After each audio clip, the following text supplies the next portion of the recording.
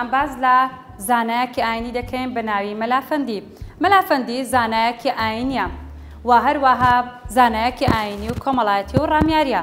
ئەها مەلافەندی کەسایەتیەکی چۆن بوو و مەلافەندی چ کارێکی کرد؟ مەلافەندی زانای ئاینی چەندین کاری گرنگی کرد، لەوانە دەرکردنی چەندین ڕۆژنامە و شەعر بە ناو زمانەکانی کوردی و فارسی و تورکی.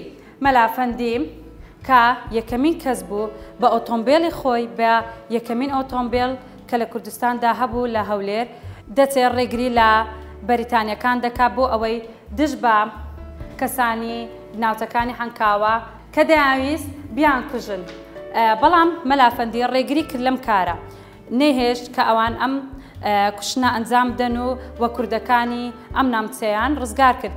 لەبەر ئەوەی مەلافەندی پێی وابوو ئاینەکان کێشە نییە، هیچ ئاینێک کێشەی تێدا نییە و هەموو دەبێت ئێمە ئاگاداری یەکتری بین.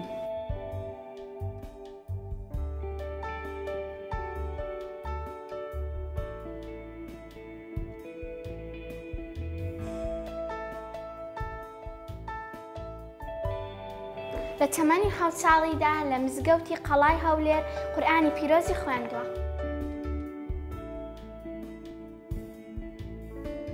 لە تەمەنی 7 ساڵیدا لە مزگەوتی گەورەی قەڵای هەولێر قورئانی پیرۆزی خوێندووە.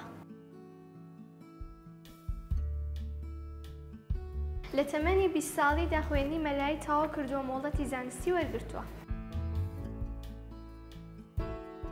لە تەمەنی 30 ساڵیدا باوکی کۆچی دوایی کردو بوو بە جێنشینی باوکی بە زیادەوە جێگای باوکی پڕ کردەوە.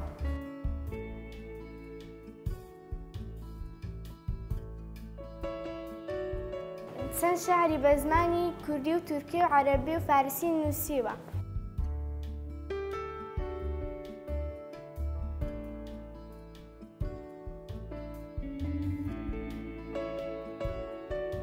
مەلافەندی کەسێکی کۆمەڵایەتی بووە، هەستێکی نەتەوەیی هەبووە.